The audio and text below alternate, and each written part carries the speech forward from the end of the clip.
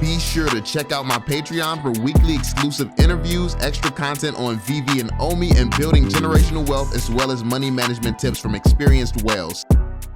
Yo, what is going on, y'all? I'm Cavell Anderson, and we're back with another Veve and Ecomi video. And this one, we're going to be covering a pretty interesting topic. So there's been a debate going on in the community. It's comics versus collectibles. And people have been pretty much discussing which one is going to be the most valuable. I've seen a lot of people starting to say, yo, I'm out of collectibles.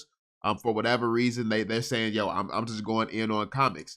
Now, I think the most interesting part about this debate is I don't believe that there's a winning side, and that's why every side wins. That's why Veve as a whole wins, in my opinion, because the thing is, we're passionate about the project. We love this project, so we're in a rush to see things done. We want things done, but no matter how we feel and how bored we are and how long it feels like it's taking for us, the rest of the NFT market is so far behind. We're so far ahead, it's crazy.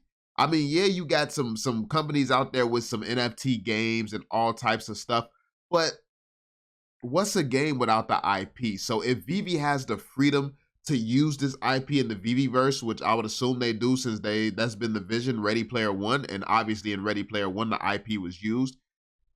I mean, who could actually compete with this? They just really have to do a decent job, which we will be seeing pretty soon here, since we're going to see the first signs of the Veveverse at the next event. So yeah, like, I think when it comes down to this debate, it's really just comes down to risk tolerance, right? Because when you think about it, comics have history. They have history.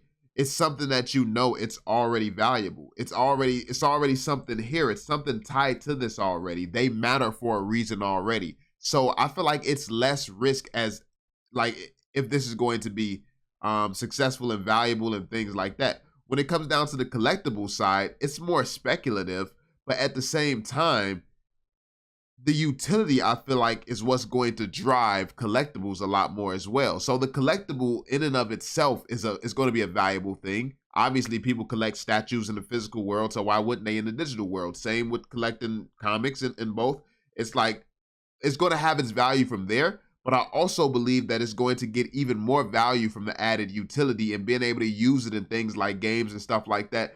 Whereas when it comes down to the comic books, it's pretty much going to be, yeah, you can read it, but there's not much utility that's going to make a comic book crazy valuable, I don't think. I don't see a comic book as an item that you use to unlock a door. So I don't see that like being an entrance into something in the Veveverse. I think comic books pretty much are going to stand on their own separated and live off of the history and the true value of the comic, because that's enough. That's enough. Like, just a statue, the best part about the metaverse and the blockchain and stuff is that you can make a statue do more now. A comic book doesn't really need to do more. Yeah, you can add good to have things, like maybe a scene in the comic book, it gets displayed in video mode, so you can actually watch it as opposed to just having to read the comic.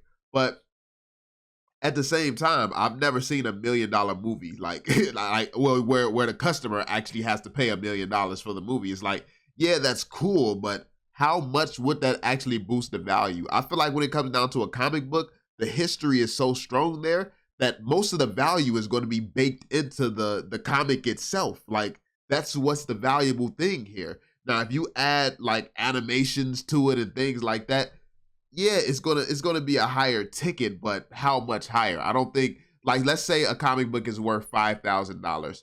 Animation, maybe it's worth $1,000, $2,000, but I don't think it's like 5,000. Okay, now 20,000. Like, I don't see that happening. I don't even see it doubling. I don't think it's that much animation in the world.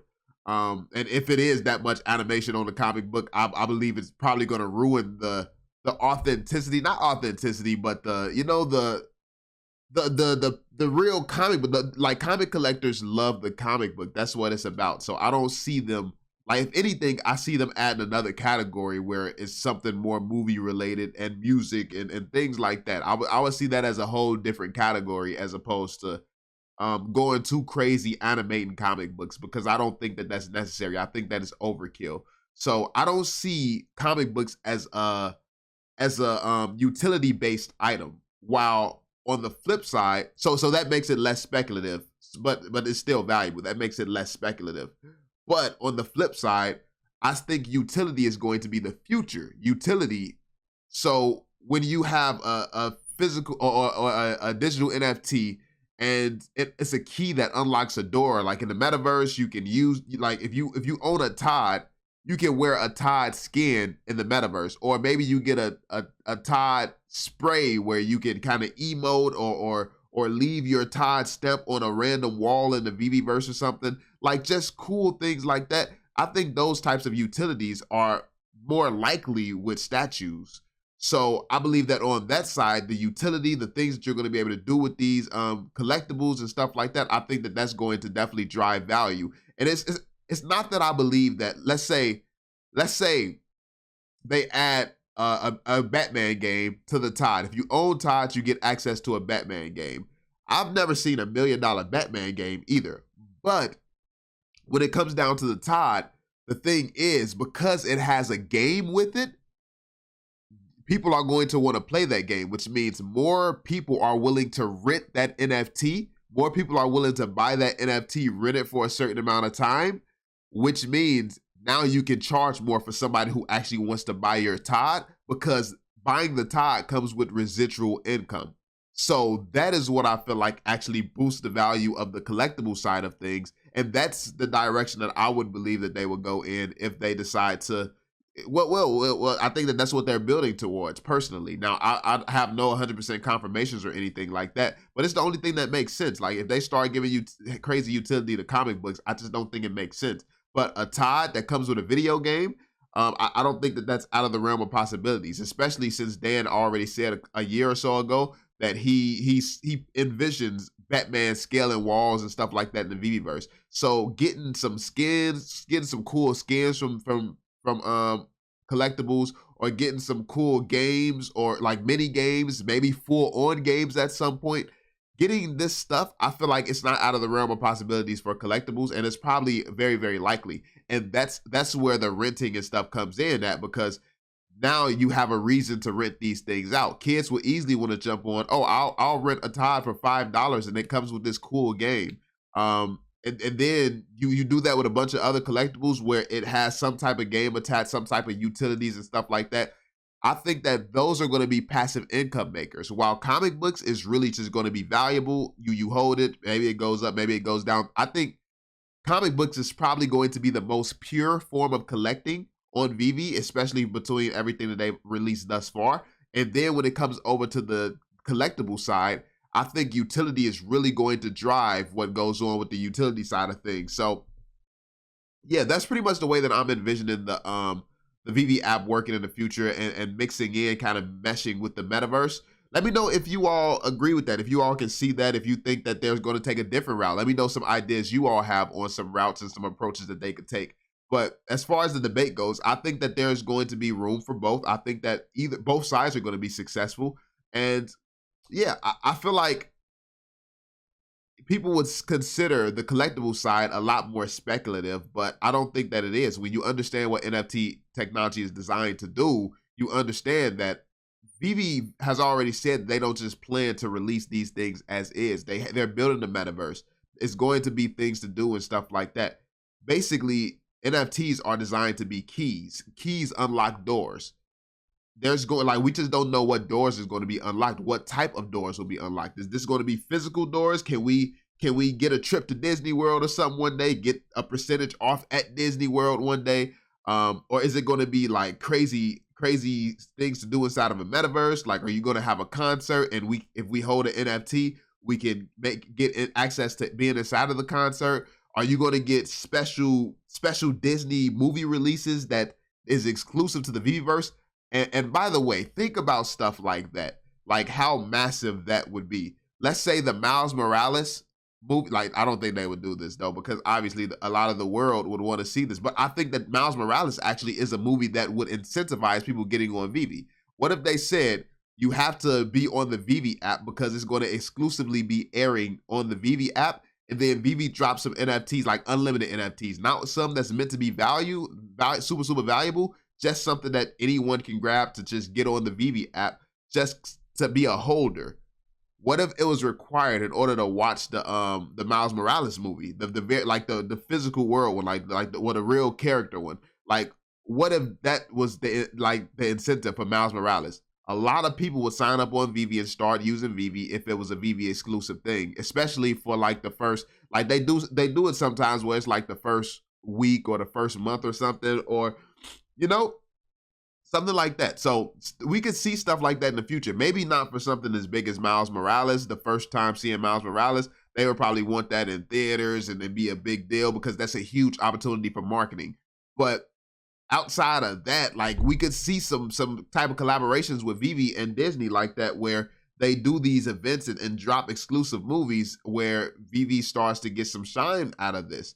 So that is always a possibility. And again, I wouldn't see comic books being used for something like that. Maybe smaller movies or maybe short animated stuff could be attached to these collectibles as well.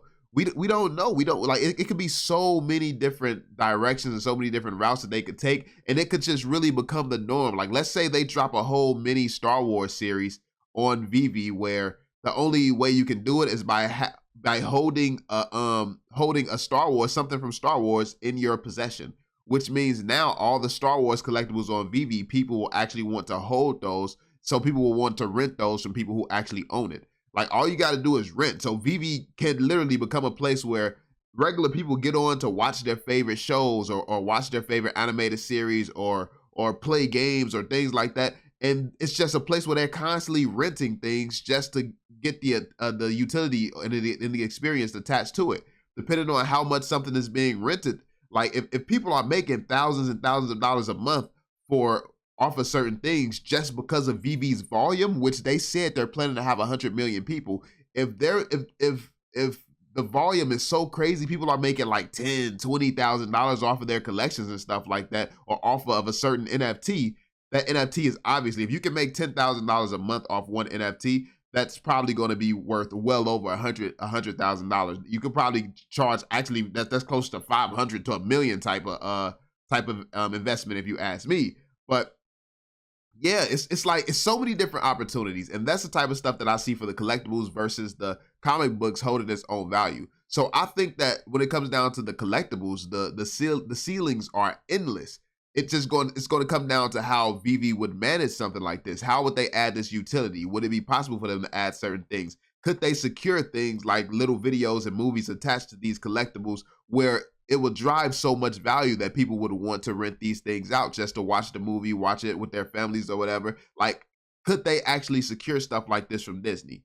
That would be the biggest thing. Like, can that happen? And if that is something that does happen, and that is how they're going to go about the renting and stuff, I think that it changes the game completely. But like I said, this could really, like, this could not be the direction that they're going to take. But let me know. I think that this would be a good direction. I think that it is very logical with the type of technology that NFTs are. So yeah, let me know your thoughts. Be sure to drop that thumbs up, subscribe to the channel if you're new, and turn on notifications so you stay updated. And yeah, I will catch you all on the next one, fam. Peace out, y'all.